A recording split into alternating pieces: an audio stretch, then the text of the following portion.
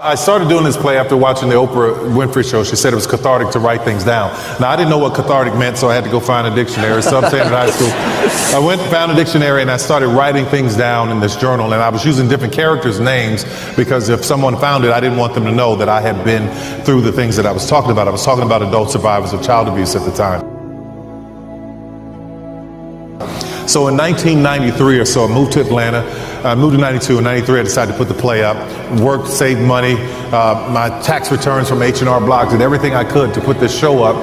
And I spent all my money. There was a 200-seat theater. I thought we would do all of these different shows over the weekend, and 1,200 people would show up, and only 30 did. So I lost everything I had, my car payment, everything was tied up in it.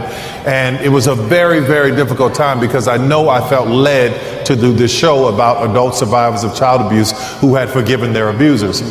Out of the 30 people, and I knew every one of them in the room, there was somebody said, this really touched me and I want to invest. That's how you know when God is doing something for you, because he'll put you on a path, and just when you think you're at the end, somebody or someone will show up and say, hey, here's another opportunity over here. So from about 93, 94, 95, 96, 97, we did this play once a year everywhere in these little small towns outside of Atlanta, and they never worked. They never worked. Every time I'd go, something would happen. I'd go get a job, and I'd go, after I'd work on the job for a couple of weeks, I'd get a call saying, hey, Tyler, we want to try the play somewhere else. And I go to my boss and I say, listen, I need 2 weeks off to go do this play. He's like, man, you've just been working here 2 weeks. How do you think you can get 2 weeks off? And I go back to my desk and I sit and I pray and I was like, okay, God, I know I just got this job. I know I just did the play. It didn't work. I got another opportunity here. If this is you telling me, make it plain. What should I do? And I hear this voice say, quit. Now, I'm not telling you to go quit your job. I'm telling you my story. Quit your job, send me your bill, say, you told me to quit. No, that's not what I'm saying. So there I was, stepping out on faith, leaving a job that I knew that this money was going to come in from week to week to go out and do this play because I heard the voice of God. So I remember every time I'd go out to do the show, it wouldn't work. It wasn't successful. And I'm like, God, I know you told me to do this. And when I'd pray, I'd hear nothing. That same voice that said, quit, I heard nothing, which was a very difficult time for me, very difficult. And I remember the time that you're talking about, it was in Spartanburg, South Carolina. I had gotten another job because I had more jobs. Man, I had about 20 jobs during this time. I'd gotten another job, asked the boss. He said no. I heard the voice, quit. I go out, do the show, and I'm driving there, and there's a hurricane headed toward Spartanburg.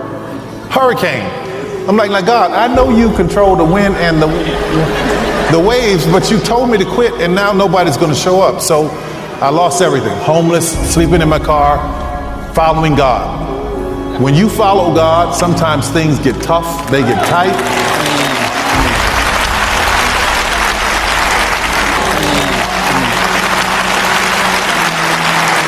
But if you keep pushing just on the other side of when you think it's the darkest, something miraculous will happen that will change your life. Something will open up that will blow your mind.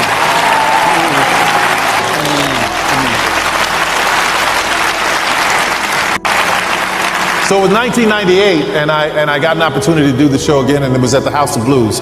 And I was like, I don't know, I'm done. I'm going to do like my mother said. My mother, who loved me dearly. We were doing a play at that Spartanburg trip, and I couldn't afford to pay the credit card because she had rented a van for us. And that bill was $300. And $300 to my mother was like $30 million. Let me tell you something. My mother loved me to death, sweet, wonderful woman, but she would cuss you out and beat you up. And then pray for you as she taking you to the hospital. That's the kind of person she was.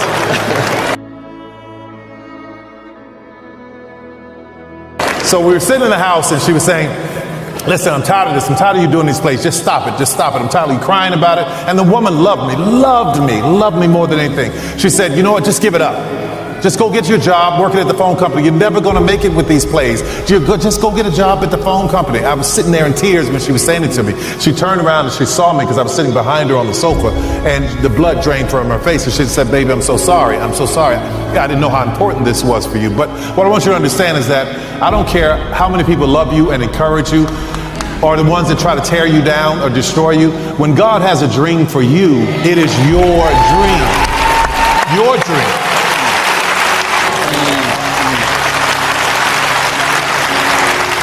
Your dream. And there are people who love you who will think that they're saying the right things to you to try to protect you, or there are people that have been in your lives and watched you grow up, and they don't know what God has put down inside of you because they think they're too familiar with you. But what you have to understand is when God has something for you, you have to go for it fully. Fully.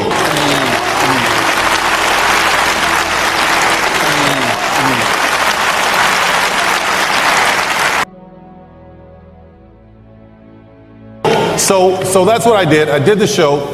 I get this opportunity to do the show in 1998. It's at the House of Blues. And I walk in and I'm mad and I'm angry because all those years, those 7 years of me trying to get this play up, nothing was happening. God would tell me to quit, then he'd get me out there and he'd leave me. You leave me out here by myself. God, where are you? You wouldn't even talk to me during these dark times. So I was mad. I was done. I had went to get my application at South Central Bell, like my mother said, and go to work at the phone company. I wanted some benefits to get my teeth fixed.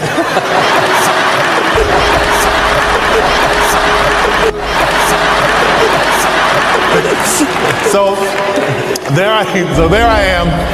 There I am, 1998, get this opportunity at the House of Blues, and I walk in and they're all they call it folk art all over the walls. I'm from New Orleans. I said, that's voodoo, and I'm not performing here. Get it off the walls. So they told me the next day, well, House of Blues was pulling out. So House of Blues was gone. So the name of the place would return to its original name. It was a church. It was called the Tabernacle. So I was about to perform in a place called the Tabernacle. I go and I do the show, and I'm complaining all the way. I'm there putting on my makeup, getting ready to play the old man Joe, and I got attitude. I'm just mad. I'm upset. I'm like, I don't want to do this. And I hear that voice, that one that told me to quit, say, shut up. Let me tell you something. When God tells you shut up, you sit around and what happened? And he said, get up and look out the window. I got up and looked out of this little dusty window, and there was a line around the corner trying to get in the building. And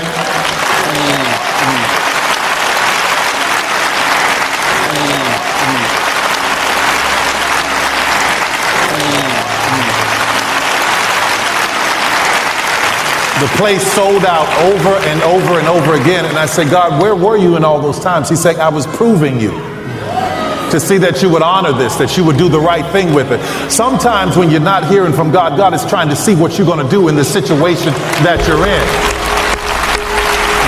And it turned out to be an incredible moment that has taken me from that sold out house all the way into every show that we've done. It's been incredible. It's been miraculous. It's been nothing but God, and I'm grateful for it.